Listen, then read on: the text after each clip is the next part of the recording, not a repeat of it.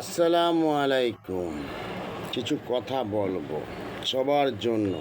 কথাগুলো সবাই মন দিয়ে শুনবেন, কেউ টেনে ছিঁচড়ে দেখবেন না।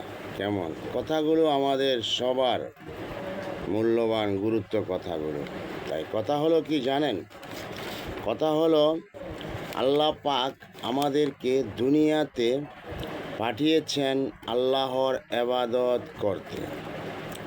আল্লাহ পাক আমাদেরকে পাঠিয়েছেন দুনিয়াতে আল্লাহর ইবাদত করতে।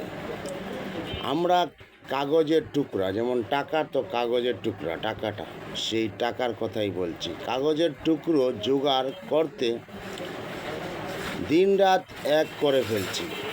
কাগজের টুকরো মানে টাকা জোগাড় করতে দিনরাত এক করে ফেলছি। একটা কথা সব সময় মনে রাখবেন, আমরা যে কাফন পরব সে কাফনের কিন্তু পকেট নাই, তাহলে টাকাটা রাখবেন কোথায়? আর যাই হোক, কবরে যে যাবেন, কবরে কিন্তু আলমারি নাই, যে আলমারির ভিতরে সেই টাকাটা ঢুকিয়ে রাখবেন। পকেট নাই, রাখতে পারবেন না। আলমারি নাই, কবরে রাখতে পারবেন না। কিন্তু সবচেয়ে বড় কথা কি জানেন? মৌতের যে ফেরেশতারা আছে, যারা মৃত্যু করবে আপনার, এবং কবরে যারা আপনার চারপাশে থাকবে, তারা কিন্তু ঘুষ খাবে না। যে আপনি ঘুষ দিয়ে মিথ্যে মামলা দিবেন, ঘুষ দিয়ে আরেকজনকে ফাঁসাবেন, ঘুষ দিয়ে আপনি মানুষ কিনে মানুষকে মারবেন, ঘুষ দিয়ে আপনি মানুষকে মিথ্যে হয়রানি মামলা করে কাগজের টুকরা কামাবেন। যখন আপনার মৃত্যু হবে, তখন কি আপনি ঘুষ দিয়ে সেই ফেরেশতাকে কিনতে পারবেন? সেই ফেরেশতা ঘুষ খায় না, সেই মৃত্যুর ফেরেশতা ঘুষ খায় না।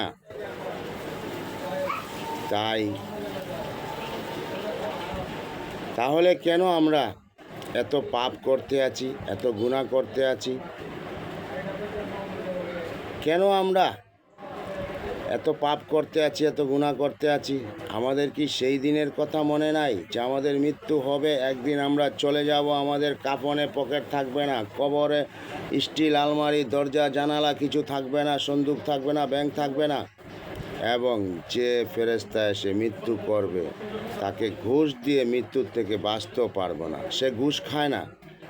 তাহলে ভাইয়েরা, বোনেরা, দেশবাসী সবাইকে বলি, এখনও সময় আছে।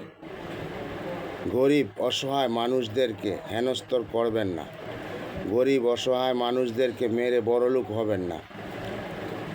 কারো জায়গা সম্পদ হামলা মামলা দিয়ে, কারো জায়গা সম্পদ হামলা মামলা দিয়ে তাদেরকে হয়রানি করে, পেরেশানি করে, 2 নম্বরি করে, তাদের জায়গা দখল করে, তাদের জায়গা লুটে পুটে খেয়ে নিয়ে আপনি কোটি কোটি টাকার মালিক হবেন। কি করবেন? সেই দিন পকেটে নিয়ে যেতে পারবেন? কাফনের পকেট থাকবে না। কবরে রাখতে পারবেন? কবরে কোনো জায়গা নেই। ফেরেশতাকে ঘুষ দিবেন, মৌতের ফেরেশতা মালিকুল মৌত ঘুষ খাবে না সেদিন, আপনার কোনো কথা শুনবে না।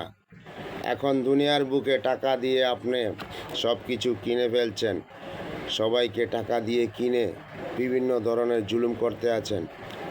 সেই দিন দেখব আপনার কোটি কোটি মিলিয়ন টাকা দিয়ে আপনি বাঁচতে পারেন, মৌতের ফেরেশতাকে টাকা দিয়ে ঘুষ দিয়ে আপনি বাঁচতে পারেন। এই জিনিসটা মাথার মাঝে সবাই রাখবেন, রেখে সেইভাবে কাজ করবেন। 5 ওয়াক্ত নামাজ পড়বেন, গরিব অসহায় মানুষদেরকে সেবা করবেন, দান সদকা দিবেন, হজ জাকাত উমরা এসব করবেন।